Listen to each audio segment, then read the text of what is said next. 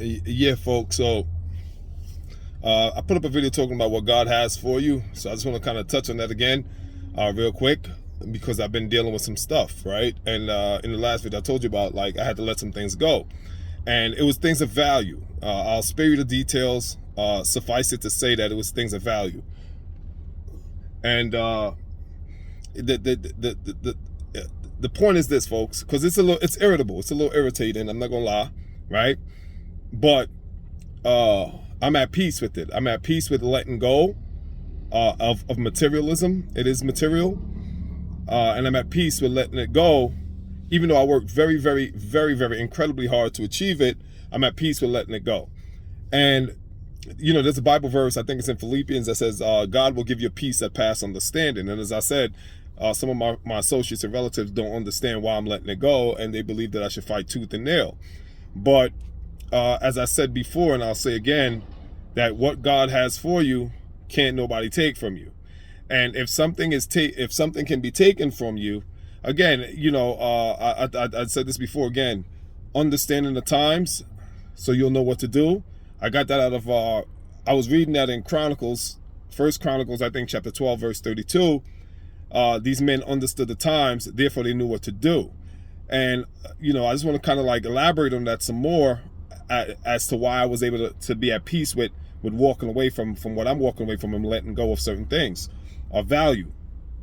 Because understanding the times mean, folks, you got to be able to read the tea leaves. And that simply means you got to be able to read the cues. You got to read the cues, and you got to know how to study the clues, right? So God uses the universe. The universe is God's tool. All of us, everything is God's tool. So you have to be able to you have to be able to see the omens, right? You have to be able to see the omens. You have to be able to recognize the signs.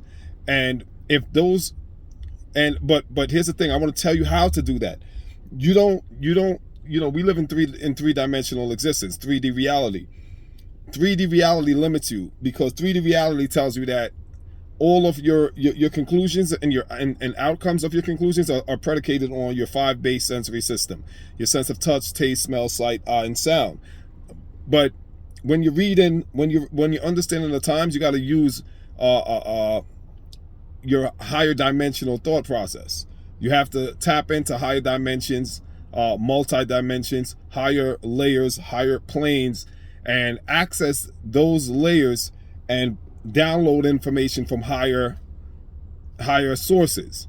So when you can download the information from the higher planes, the higher dimensions, it'll tell you what to do. You'll know what to do. And this does not limit you to your intellect, to your ability to think. This is your heart, right? Now you're using your heart as your sensory system. You're using your RAS, which is your reticular activating system, right? Which is a part of the brain that a lot of us are not aware of. You're using your gut, your stomach. You're using your intuition, right? So you don't necessarily, it's unconventional, right? What I'm saying and what I'm explaining to you is unconventional. When you start walking, as I said before, when you start moving in the spirit realm, right? When you start seeing behind the facade, the cloak that our eyes have been cloaked with, when you start to elevate to a higher plane, a higher state of consciousness, and a higher state of awareness, you know how to understand the times, and you will know when to let something go. You will know how to let go of something, whether it's a person, whether it's a house, a car, a business deal, whatever it is. You'll know how to walk away and let something go that kills other people or destroys other people, because not everybody can let go. We see this every time in the news, right? People break up, and what they do, it's all over the news, the media. So people lose their job, and they lose their mind, right? Just a week or so ago, the FedEx shootout, where the guy shoots up the FedEx. Matter of fact, last week, some guy shoots up a Stop and Shop not too far from where I live, right? He goes back and kills the manager of the store because, termination or whatever. So, I mean, you got to know how to understand the times, how to read the omens, read the signs that God is always showing us by means of the universe. The universe will pull things away from you. And if you're fighting so hard for something, and no matter how hard you fight, it's eluding right? It's evading. See, it's a thin line. It's a very thin line, and you have to, this is why you have to pray for the spirit of what? Discernment. Because sometimes the universe could be pulling something from you. But like myself, you read all these books about being motivated, being hungry. Les Brown. I listen to Les Brown a lot. I listen to a lot of these motivational speakers. Being hungry, knowing that anything that is worth something, you have to fight for it. You have to go get it. You have to be hungry. You have to be driven. You have to be disciplined. You have to be motivated. So I'm all for that. That's why it's a very thin line between being that and knowing when the universe is pulling something away from you, and that's not what God wants you to have.